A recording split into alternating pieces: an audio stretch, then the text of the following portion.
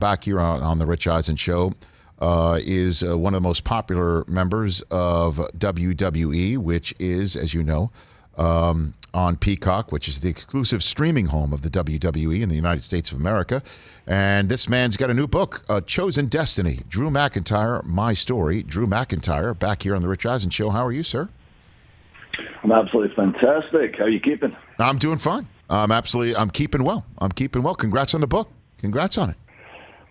Thank you. It's completely surreal to hear that.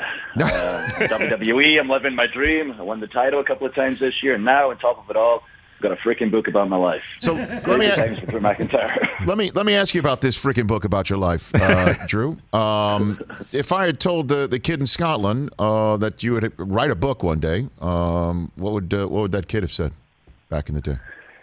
I mean, to be completely honest, I would have said, of course I will, and I will achieve all my crazy dreams of going to WWE from Scotland and winning the title, because I was a pretty cocky kid, a lot of self-belief, but as the book details, I had quite an interesting journey to get to this point, a lot of ups, a lot of downs, and honestly, it wasn't my idea to put the book out. I didn't think to myself, you know what the world needs right now? As a WWE wrestler from Scotland to write a book. And it was brought to my attention, Drew, you're very open about your story and all the interviews you do on the television show Monday Night Raw. Would you be willing to put it down in a book, like especially the times you were down in your life and all the lessons you learned? I really think you could help people out there, inspire them through your story. Obviously telling my wrestling story, but more my life story, my personal story, and the things that I've come through. And I think it was very important during this time we've been going through the past year that if I can help even one person to know that there's a light at the end of the tunnel, no matter how dark times get, that's what it's all about. Drew McIntyre here on the Rich Eisen Show. So let's get into it. The dark times that you're referring to that you got through to get to where you are today. What is that? Not to give away too much that's in your book, but go for it if you don't mind. Where do I start? I was the first ever Scotsman signed to WWE at 21, so I was living the dream in the beginning. I was right on television, one of the fastest people from, getting signed to WWE to being put on their television show. Vince McMahon himself, the head of the company, pointed at me on the show as a 23-year-old and said, "This is the future right here, future world champion." No pressure whatsoever, of course. And things were going as good as they could possibly go. I was literally living my dream, and then things came undone. There was a lot of personal things going on, such as my mother in Scotland getting very sick at the time with cancer. I was a world away. I was such a mummy's boy growing up close to my family. I was living in America, so far away from them. She told me through Skype, as I had to see her go through all the chemotherapy treatment, radiation treatment, if you come back home, I'm going to kick your butt. Just keep pushing, keep achieving your dream. It was really affecting me at the time.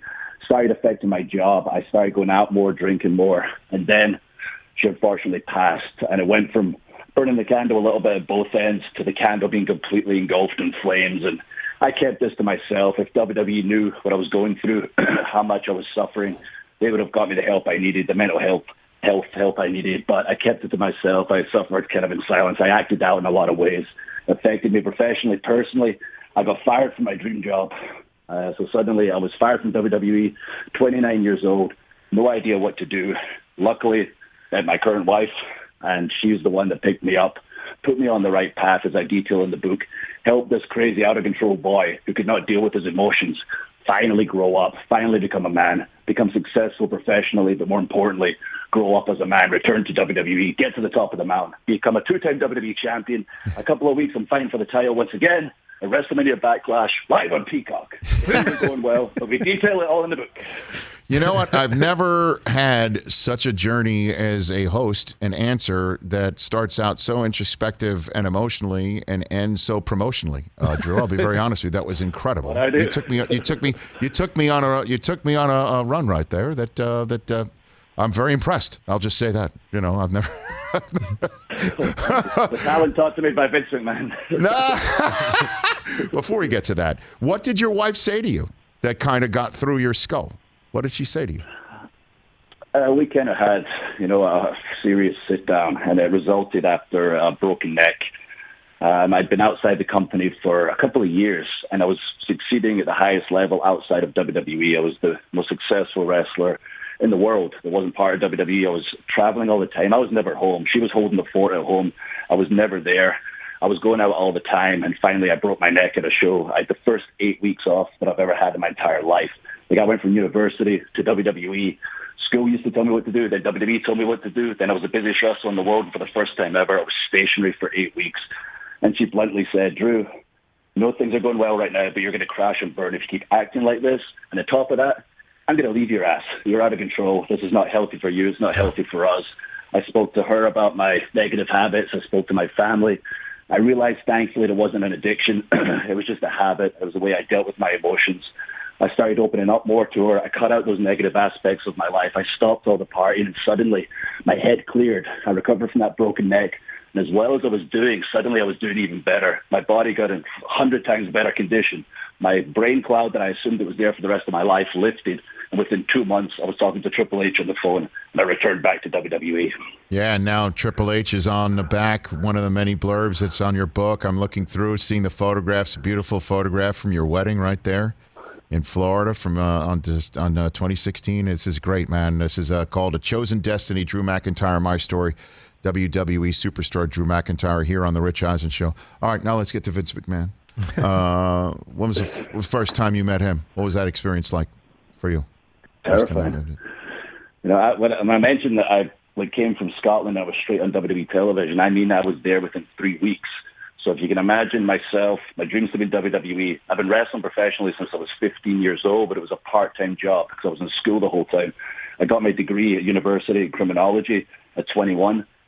I was basically at uni, and within 6 weeks, I was part of WWE. I was on the road. I was sitting in catering, just wondering what was going on. I was like, there's The Undertaker, who I've watched my entire life. There's Triple H, who I've watched my entire life. This is crazy. I'm part of this roster. Be cool, Drew. Be cool, Drew. And Vince McMahon just sits himself down right in front of me, asked me how I was doing. And in my head, I'm like, oh, my God, that's Vince McMahon. Don't say anything stupid. So we have a kind of casual conversation that lasts probably about a minute, tells me good luck, walks off. And all I think to myself is, this is 13 years ago. Oh, my God, my accent was so thick back then. I mumble still to this day. He didn't understand a word I just said to him. I just ruined it all. My first conversation with Vince McMahon. So that's basically what I thought after our first conversation. I ruined it all.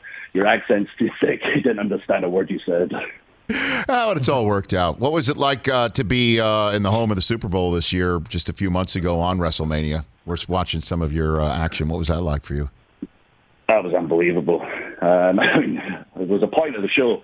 Now, I'm sure if you were following it with the weather, that we thought Yes. for a second it might not go ahead. And if you've followed my career, read the book, my first ever world title match was last year at WrestleMania, where we had the worldwide pandemic. We put the show on in front of nobody, gave everyone escape during those difficult times. I won the WWE title from Brock Lesnar. Fast forward a year later, we've got the fans back. I'm once again fighting for the title. We're going to redo in my American hometown. Nothing can go wrong. And then suddenly the rain's coming down like crazy. We're evacuating fans in and out of the building. We do the national anthem at the beginning with the whole roster on the stage. I get to the back first. I'm ready for the first match. I'm with the first guy that walks out in front of the fans for the first time in 1 year, 1 month, and 1 day. And I get told, Drew, there's going to be a 40-minute delay. I said, what do you mean there's going to be a 40-minute delay? So we have to buy time for the weather. So there was a lot of emotions going through me. Number one being, am I jinxed? The past 2 years I've been fighting for the title. And suddenly we've got a worldwide pandemic. We've got this weather delay. Whatever, we got through it, and I was the first person to walk out in front of that crowd, and they had been saving up that reaction for an entire year. Like, it was unbelievable to see them live in person, to hear them just scream and cheer like crazy as I come out there. I literally almost started crying. I'm not. In fact, I'm proud to admit, I don't care. I miss the fans. Like, I almost had tears coming down my face to see them live back in that building. And for people across the world watching the show in that moment, I'm hoping they felt like, that's it, we're getting so close to being back to normal again. Look at that crowd at WrestleMania. Hey, look, athletes want to entertain, you know what I mean? And so when it comes down to it, you want a crowd. You want to feed off it. Yeah, of course you want the fans there. I don't blame you for getting emotional. I get emotional and I'm just calling the event. You know what I mean? So it's just, I hear you, Drew. Good on you. Yeah, that's such a big part of our show in WWE as well. Like, they're our number one superstar. They create that unique atmosphere you get in WWE. They're so loud, so passionate, so interactive. They can dictate the flow of a show and change the flow of the show by their reactions, and not having them there has been very difficult. To have them back was just a reminder of how important they are to us as WWE superstars. You got a question for him, TJ Jefferson? Rich Eisen Show wrestling aficionado, You had a good one for him last time he was on. I'll give you the floor one more time. What do you got for him? Hey, Drew, what's up, brother? Sorry, brother. So one quick thing, Drew, about your book that you and I have in common a little bit. Yesterday, I appeared on The Price is Right, okay? We shot this episode back in March. The Price is Right? The Price is Right, yes. So I was on The Price is Right. We watched it live on air just to get everyone's reaction. Now, I know from your book that you filmed WrestleMania last year a month in advance, and then you couldn't say anything for a few weeks until the show actually aired. So I understood where you were at. I couldn't say anything about Price is Right, and you couldn't say anything about WrestleMania. So, I was feeling you on that one. But one thing I do want to ask you, Drew, I like to ask all the wrestlers is, if you had to assemble an all-time Survivor Series team, 5 members, yourself included, of wrestlers in their prime, who would you pick? Every time I'm put on the spot with these things, I answer them. Then later on, I go, I should have said this person. Let's just throw out a few names in, a few obvious ones. See, about Andre the Giant, The Undertaker, maybe Bret Hitman Hart in his prime, Stone Cold Steve Austin in his prime is pretty much unbeatable. Who we got?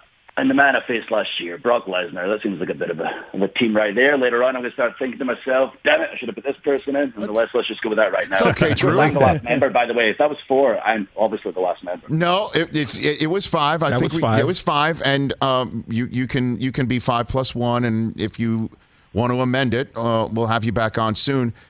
But also I'll jump one of the guys and take their spot. I'm definitely part of that team. If I have to jump, of course, like Andre the Giant and take his spot, that's fine. Okay, I like that, no doubt. And and when you had to wait a month to tell somebody for your WrestleMania pre-record to be revealed, similar to what TJ went through for The Price is Right, is it also similar to TJ's experience that after WrestleMania, all you did was walk away with a ping pong table and a popcorn machine?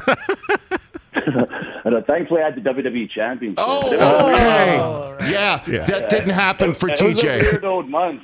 It was actually a week in advance, sorry, not a month. And I put the WWE Championship when I won it, and we pre-recorded it in I'm in the office right now. I put it in the closet, and I told myself nothing's official in entertainment or WWE till it's official. After things change a whole bunch in my career. So I don't believe anything until it happens, even if it's pre-recorded. So I put it in the office. If you listen to my media during that week when I'm talking about the match, you would have 100% believed that we didn't pre-record it, because in my mind, nothing's official until it's official. We watched it on the sofa, my wife and I, with our cats. And when I won the title and the referees presented me with the championship on TV, the coolest thing about it was my wife has been such a big part of my journey, presented me the title in real life, which is a really special moment for us. That is great. What are your cats' names, Drew? What do you got? My cat's names are Chaz and Hunter. Not named after Triple H. He's a part Maine Coon, known for their hunting and intelligence. Well, TJ, he got a championship. He did. Yeah. And all you got was just a ping pong table and a popcorn machine. But other than that, it's all good. I don't have a ping pong table or a popcorn machine, if that helps. Does that help? It makes me feel. It makes me feel a little bit better about the situation, Drew. Thanks. Hey, Drew, congrats on the book. I always enjoy our chats. That's now 2 for 2. I've always enjoyed your work as well. Thanks for coming on here. Let's do it again soon, please. Absolutely. Thank you for having me once again. Appreciate the time, and I look forward to doing it again in the future. At D McIntyre, WWE on Twitter and Instagram. And again, where all books are sold, A Chosen Destiny, Drew McIntyre, My Story. One to root for right there. Hey, you watched all the way to the end. Thanks for that. Watch more right here.